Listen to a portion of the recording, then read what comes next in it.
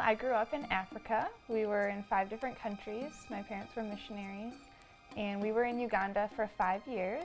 And while we were there, I really fell in love with Uganda and the people there. I have 2 little sisters that are adopted from Uganda, so it really holds a special place in my heart. When I was in high school in the youth group, I began to be exposed to this thing called global missions, and God really just lit a fire in my heart and just opened my eyes to the pervasive need, physically and spiritually, all around the world. I went to Moody with the intention of going on the mission field as a single woman, and then I met Drew, who also has such a heart for missions. We knew that missions was going to be a part of our lives even before we got married. So much so that on our wedding day, instead of having the typical unity candle, we combined sand. And he got sand from the Philippines from all his mission trips there, and I got sand from Uganda, and we poured them together.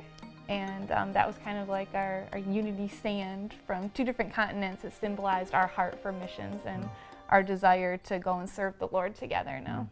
IJM, International Justice Mission, is a Christian human rights organization that works in about 13 to 14 developing countries around the world. One thing that IJM specifically does in Uganda is they help out with people who are having their property stolen, and that's called illegal property seizures, property grabbing, and usually those are orphans and widows. A husband and a wife will die of AIDS, and then the grandmother is left to care for the orphaned grandchildren.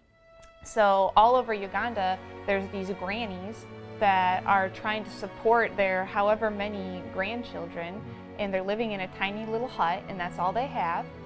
But what makes it worse is they're so vulnerable that other people, oftentimes distant family members, will come in and try and steal their property and whatever they may have, a cow, I mean, whatever little they have, they'll steal it, and then these orphans and widows are left destitute.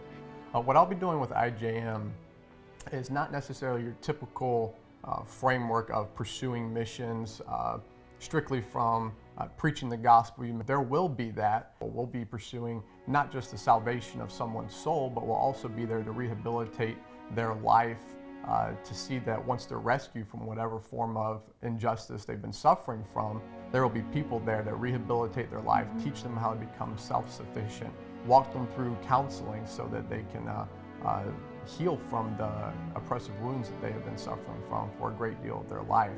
IJM really helps to teach these children a trade, so they're not just being thrown in orphanages or thrown out on the street on their own. They're being taught the gospel, and then they're being taught how to make a living for themselves so that they won't get stuck back in whatever they were being oppressed with.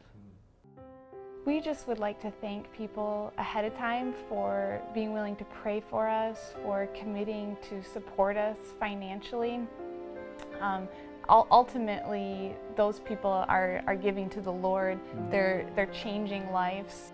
Probably one of the easiest ways in which you could support us financially is to visit us on our blog at www.thehutchesonheadline.blogspot.com. We're going to be posting very often and sharing how the Lord is working in our ministry and stories of people and our family. So they should check it often and see what we're up to, see what the Lord's doing.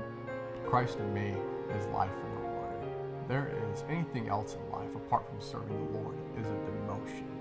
There is no higher calling one can have than to take the gospel, the whole gospel, pursuing somebody's life spiritually and physically.